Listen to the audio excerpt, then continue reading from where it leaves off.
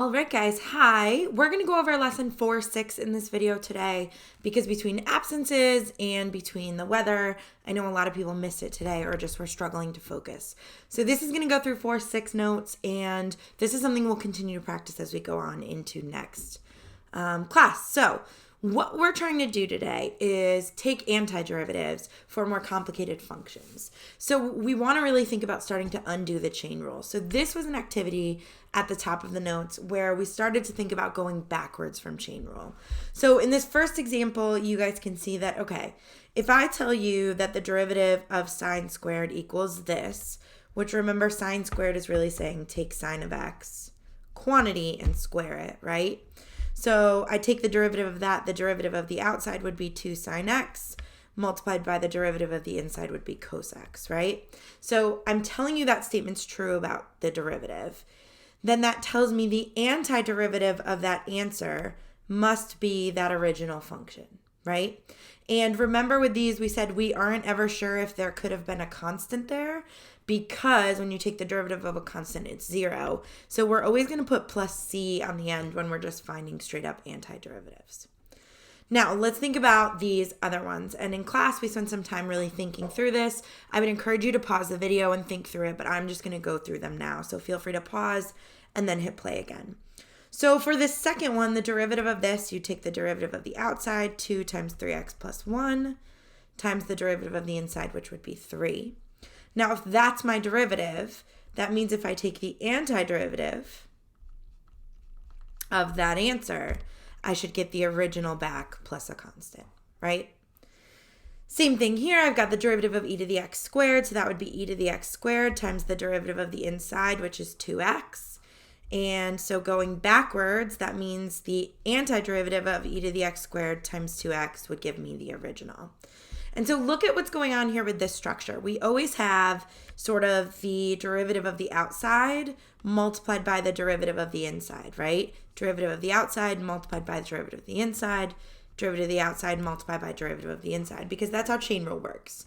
So we're going to try to work backwards now. So here, I'm telling you that the answer is this. And what I'm saying is, what function did we take a derivative of to get that? That's the question that we're getting at when I say, what is the antiderivative of this function? So that's what we're going to try to figure out. So what function has an antiderivative of this? Well, if I think about this as my derivative of the outside and this as my derivative of the inside, the 2x makes sense because that's the derivative of x squared, right? So this 2 must have come from a power. So I'm going to say that this was x squared plus 1 squared. And that means the antiderivative of this would be x squared plus 1 squared. And there could be a constant on the end. We don't know. Now, same thing on this one, and this one's a little bit trickier. So I've got 1 over tan times secant squared here. So notice that the derivative of tangent would be secant squared, right? So derivative of tan is secant squared. So I'm thinking that my inside function here is tangent. Now, what is that inside? Well, think about what type of function would give you 1 over something as your derivative. That would be ln. So I'm going to say that this is ln of tangent x. And so what that tells me is the antiderivative of this is ln. And remember, we said we're always doing the absolute value when we do ln because our input has to be positive plus c. Now, the problem can be, it can be hard to just sort of see this, right? It can be hard to look at this and say, I think it's this. And so we want some kind of an algebraic approach to do this to simplify it as these integrals get more and more complicated. So the idea, again, is that we're looking for this structure. We're going to have f of g, so we're going to have some inside function here, right? And then that's going to be multiplied by the derivative of that inside. Because with chain rule, that's what you do. You multiply by the derivative of the inside. And when we integrate that, we're going to use what's called a U substitution. So we're going to let that inside function be named g. And so instead of f of g, this is going to be f of u. And then we're going to substitute in for g prime and dx. And we'll talk about how to do that in a second.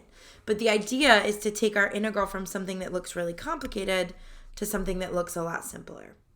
So let's think about inside versus outside here.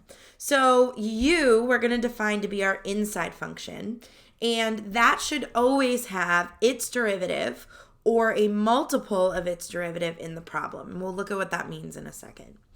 And then du is going to be our derivative of u. So in this case, u here, think about the inside part. We highlighted this one color. So u there would be 2x plus 1 because that's on the inside. Now the derivative of that, du, would be 2. And technically that's du dx, right? You're taking the derivative with respect to x. And that is right here, right? The derivative of that is in there. Now, let's look at this next one. This is the one we just talked about before, right? Where this would be the same as 1 over tan times secant squared. And so think about inside versus outside. We already said before that secant squared was the derivative of the inside, and that meant my inside function was tangent. So I'm going to call u here tangent, and then secant squared is the derivative of that. And again, identifying these is going to take some practice, but we'll get there, okay? And here's our last one. So what's on the inside? Well, the inside here is what's inside the radical. That is not a highlighter. What's inside the radical? So u here is going to be x cubed plus 13. And then the derivative of u would be 3x squared plus 0. And I don't see that in the equation, but I do see 5x squared. And so that is a multiple of 3x squared, right? It's a multiple. I could multiply this. If I multiplied it by 5/3, I would get 5x squared. So that's really what we're looking for, is since this derivative was to the second power, that's also to the second power, so it's a multiple. So what I want to practice doing right now is just identifying what's my u, and then what would the derivative of that be. So I want you to take a second, pause the video, and try to go through these. Identify what's u and then what's your du part. And we did this by highlighting in these. So take a second, pause the video. When you hit play, I will go through this and fill these out for you. All right, TV magic, we're going to fill these out. So on the first one, let's talk about our inside part. The inside of this, the u, I'm going to highlight in green here. So this is cosine of 3x times 3. Remember, cosine of 3x is really that, right? Cosine of the quantity 3x. And so that's going to be my inside part. The reason that I know that is because the derivative of that is right there. That's 3, right? All right, next one. The inside part here would be 5 minus x squared. The derivative of that would be negative 2x to the first. I don't see that in there exactly, but this is an x to the first. I could multiply that by negative 2 and get what I wanted. All right, next one. That's the inside part, x to the 5th minus 8. The derivative of that would be 5x to the 4th. This is 1x to the 4th, so that's a multiple, right? And we can keep going. So next one, I've got e to the sine times cosine. Now, which part is inside? There, sine is on the inside, right? Because it's inside the e to the x. And then the derivative of sine is cos, so we have that. All right, the next one's kind of funny. So I've got 13 over 1 plus 5x squared. The thing I would remember on this is in a fraction, really your numerator is grouped together and your denominator is grouped together. And so choosing a u, you have to be strategic because maybe it could be either one of them. So think about if we made the top u, then the derivative of u would just be 13. And then this bottom thing wouldn't be dealt with at all. Versus if I made the denominator u, right? Then the derivative of that would be 10x. And 13x is a multiple of that, right? So you have to think about that this is really 1 over 1 plus 5x squared times, 13x. And so this is like your derivative of the outside times the derivative of the inside, right? Okay, very similar on the next one. So my inner part is the part inside the square. And I see that that's being raised to the 5th. And so that gives me a good hint that my du will be this because that's to the 4th, right? One exponent lower. For the next one, I've got 4x minus 1 inside. The derivative of that is 4, but 8 is a multiple of 4, so that's okay. All right, the next one, sine 8x. 8x is inside of that. Derivative of that is 8, and 2 is a multiple of 8. Next one, inside part here. The x squared plus 1 is inside the 17th power. And the derivative of that would be 2x, which 5x is a multiple of. Okay, next one, I've got x squared plus 9. The derivative of that would be 2x. X is a multiple of. Tangent x is inside the radical. Derivative of that is secant squared.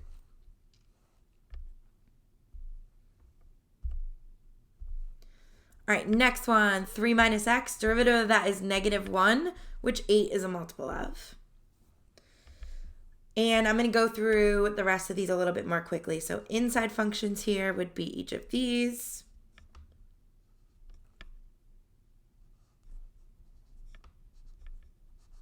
And then your derivative would be each of these. And remember, these just need to be multiples of it. Now, 21's weird because it seems like there's no derivative in there. But the derivative of 5 minus 7, or 5x minus 7 would be 5. And so the derivative of that is 5. We have no multiple, it seems. But remember, there's like an unwritten 1 out there, and that's fine. That can hang out there.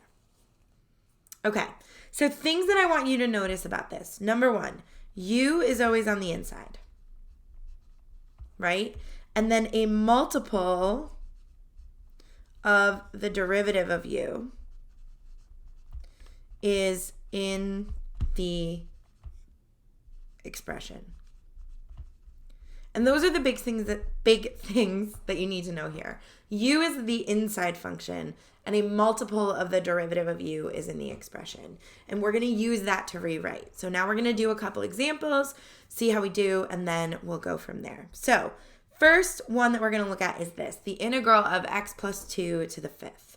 So identifying my u here first, what's on the inside? Well, that would be x plus 2.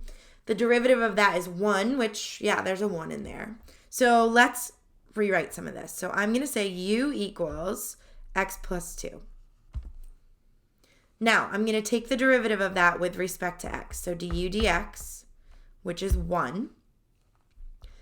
And we're going to do some solving now. So I'm actually going to solve this. Remember, this is really just division, right? Change in y over change in x. So I'm going to solve this for dx. And so if I do that, dx would equal du. I'm just kind of multiplying that dx up. And these are the two really important things we need to know. We need an expression for u, and we need an expression for dx. So on this one, I can now do some substitution. So now it's the antiderivative of u to the 5th, and instead of dx, I can write du. Now notice what happened. That integral got simpler. That's our goal here. The integral should get simpler. Now I can take the antiderivative of this with respect to u. So I'm going to go up a power, multiply by the 1/6 out front to make the 6 cancel. And there could be a constant at the end, so I'm going to write a plus c. Now notice there are no bounds, right? So we don't need to do like f of b minus f of a. We're just going to leave it at what the antiderivative is. Now the only thing is my original function had an x in it, and this is all u's. So we're just going to rewrite this in terms of x. So I'm just going to plug x plus 2 back in. And this is my antiderivative to that function. All right, let's look at another one. So here's the next one. Let's start with what u is. So on the inside of that radical is this. So let's go from there. So I know u equals 1 plus x squared. And so du dx would equal 2x. Now I'm going to solve that for dx. So I'm going to get du over 2x. And now we can sub in, remember you want an expression for u and an expression for dx. So this is going to be the integral of u to the 1/2 because it's the square root of u. The 2x I can't really sub in for. The dx, I'm going to sub in du over 2x. And so what we wind up seeing here is this does not look simpler yet. But if I cancel these 2x's, now I just have the integral of u to the 1/2 du. And that is much simpler, right? So this is going to be, let's go up a power, that would be 3 over 2. That means I need a 2 over 3 out front. And there could be a constant on the end, I don't know. So this equals 2 over 3 times u was 1 plus x squared to the 3 over 2 plus a constant.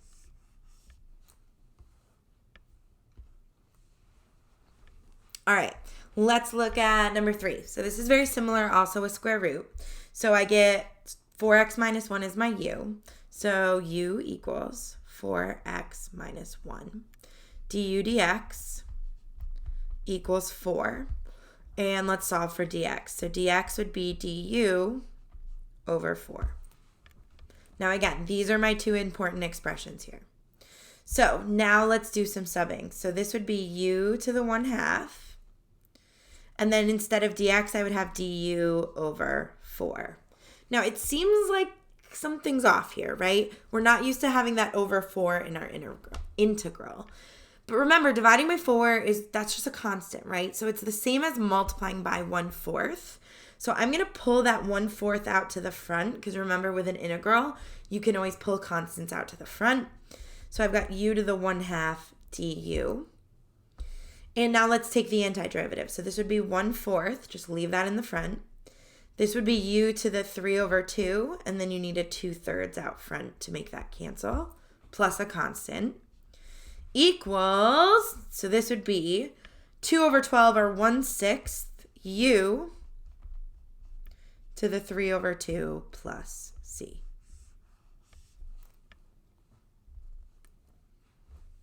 Okay, I would recommend you guys to pause the video, try 4 and 5, and see how you do. I'm going to throw answers up to those now, and then we're going to do about 2 more examples that are a little tougher, but try 4 and 5 on your own. All right, so on 4, u should be 7x plus 5. du would be 7. And that means dx would be du over 7. So I wind up with the integral, maybe if my pen wants to write, of cosine of u du over 7. So that's going to be 1/7 integral of cosine of u du, which is 1/7. Now here, remember, you're saying what has a derivative of cosine, and that is sine. You're taking the antiderivative, not the derivative, plus a constant. And so this would be 1/7 sine of u was 7x plus 5 plus a constant. All right, let's look at 5 quick. So u here would be x cubed. That would make du dx equal to 3x squared. And so dx would be du over 3x squared. So now I'm going to have the integral, the x squared I can't sub in yet for, of sine of u times du over 3x squared. Now from there, I see that these cancel, but the 3 is still there, right? So the 1/3 is going to come out to the front. This is going to be sine of u du. Now think, what has a derivative of sine? Well, the derivative of cos is negative sine. So the derivative of negative cos would be sine. So this is negative cos. And so this is going to be negative 1/3 cosine x cubed plus c. Okay, 2 more that are kind of interesting, and I just unplugged something. That's why it got darker. That's okay. Just go with it. All right. So number 6, picking U can be hard with sines and cosines because sine and cosine are each other's derivatives, right? And so you got to be careful. So it will help you often here to rewrite this as sine x quantity to the 4th cosine x. It's a little bit easier there to see what's on the inside. So U there should be sine, which would make du dx equal to cosine. And so dx would be du over cos x. So that's going to give me the integral of u to the 4th cos x du over cos x. The cosines cancel, so it's the integral of u to the 4th du. And then take your antiderivative, that would be 1/5 u to the 5th plus c. And so final answer would be 1/5 sine to the 5th plus c. Okay, last one. So 7 looks like a real doozy. And you'll see on the back these get weirder. And we'll talk about these more next class too. But the first thing I would do on 7 is I would sort of see, okay, this is on the inside. That's cool. The derivative of that would be 2x plus 2. This is like a multiple of that, actually. But that pi on the bottom just seems like it's hanging out. So I'm going to start by pulling that pi out to the front. So it'd be 1 over pi, x plus 1, times x squared plus 2x to the 1/3 dx. And now this is a little bit easier to deal with. So u here is going to be your inside function. Du dx will be 2x plus 2.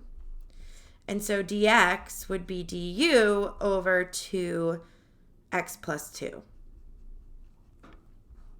So I've got 1 over pi, integral of x plus 1, times u to the 1/3, times du over, now you could write 2x plus 2, but that's really 2 times the quantity x plus 1.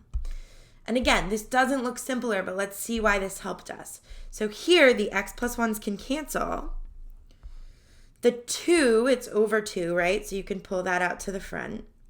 So now it's the integral of u to the 1/3 du. So 1 over 2 pi is just going to stay there. This will be u to the 4/3. Multiply out front by 3/4 to make that cancel, plus c. And so in simplified form, this would be 3 over 8 pi times u, which is x squared plus 2x, to the 4/3 plus c. Okay, so guys, you can try these other ones if you want. We'll talk more about them next class.